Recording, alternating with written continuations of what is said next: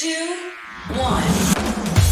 7 things you probably didn't know you need to know. I'm Jamie East, and this is the Smart 7. Good morning, everybody. It's Friday the 3rd of February and it's National Golden Retriever Day. And a big happy birthday to Amal Clooney, Warwick Davis, Sean Kingston and Isla Fisher. Thursday saw energy regulator Ofgem launch an investigation into British Gas over allegations that debt collectors have been breaking into the homes of vulnerable customers and force-fitting prepayment meters, sometimes cutting off their gas and electric supplies. It comes after an undercover reporter from The Times shadowed debt agents performing a forced installation on a property thought to be occupied by a single parent and 3 children. Here's one of the agents giving advice on judging vulnerabilities after leaving the property. If they're just saying, oh, I'm a single mum and I've got 3 kids, and that's not a vulnerability. Right. It is a vulnerability, but I'm a bit old school and a bit hard-nosed. British Gas have announced they'll stop applying for court warrants to enter homes of customers behind on their bills, and Centrica CEO Chris O'Shea was quick to issue an apology. I think I said, I'm sorry. It's not acceptable.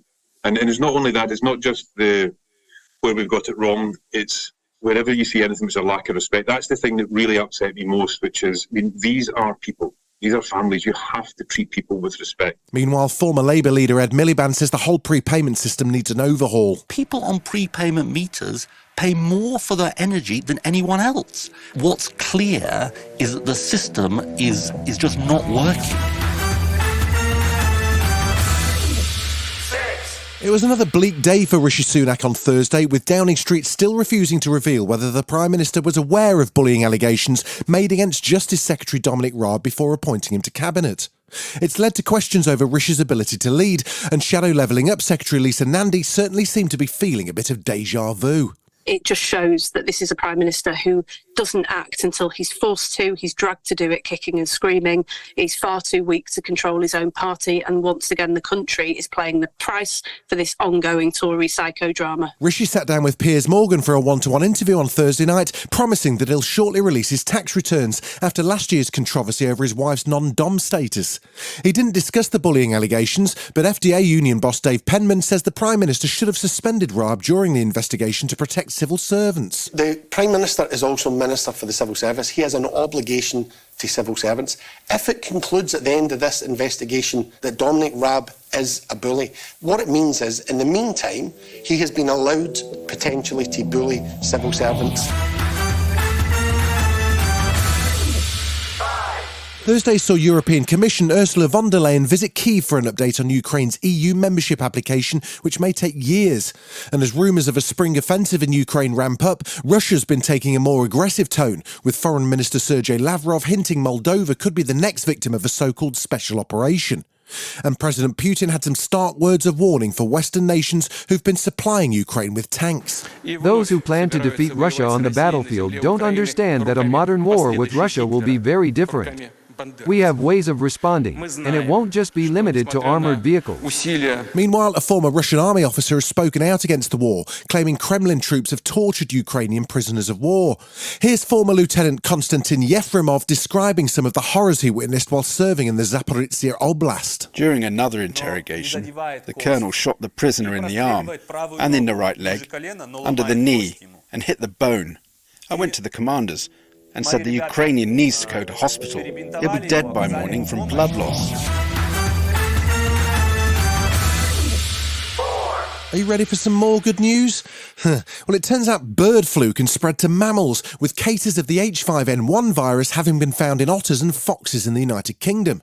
The nation's currently facing its largest outbreak of the disease in history, with more than 300 having been confirmed since October 2021. Fortunately, the virus hasn't yet mutated to be transmissible to humans, but Professor Tom Solomon from the Pandemic Institute says it's important to keep our eye on the ball. Although the risk to humans at the moment is very low, I think we've seen from the last couple of years that we can't ignore these threats, and we need to put a lot of effort into studying viruses like this, monitoring them, and indeed doing research so that we have the tools ready should such an emerging virus be a pandemic threat. Still to come on the Smart 7, the Six Nations are ready for kick-off and Harrison Ford has a new job. Right after this. Welcome back. It's a big weekend for rugby union fans as the Six Nations kicks off on Saturday. Wales will be taking on Ireland in the first match of the day, followed by England v Scotland later in the afternoon. Sunday will see Italy face reigning champions France to conclude the first round of fixtures.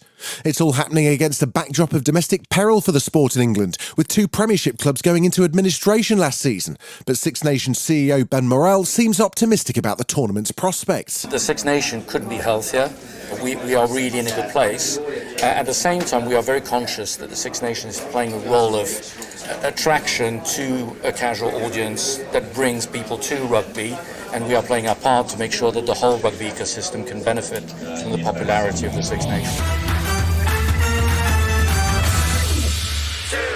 Star Wars legend Harrison Ford's been dipping his feet in the MCU. That's the Marvel Cinematic Universe to you and me, not some kind of exotic foot spa. He'll be replacing the late William Hurt as Thunderbolt Ross in Captain America 4, set to be released next year. In the meantime, he made an appearance on The Late Show with Stephen Colbert to drop some spoilers about his Marvel debut. Well, maybe, kinda. I'm allowed to tell you everything I know. Where does it take place? I don't know. Ask me something I know. Something you know, okay. Because I don't know anything. I don't know. What's the first scene you're in? I can't tell you.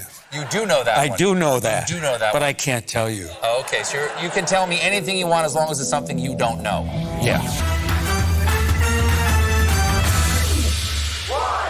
It's almost time for Patrick Stewart to hang up his Star Trek phaser, as the trailers just dropped for the 3rd and supposedly final season of Picard.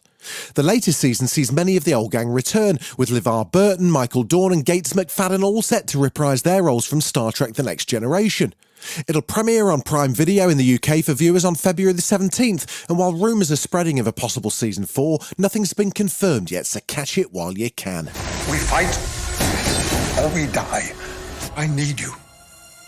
All of you. We're with you. Always. Engage. This has been The Smart 7. Wherever you're listening, do us a favour and hit the follow button. We'll be back tomorrow at 7 a.m. Have a great day. Written, produced and published by Daft Doris.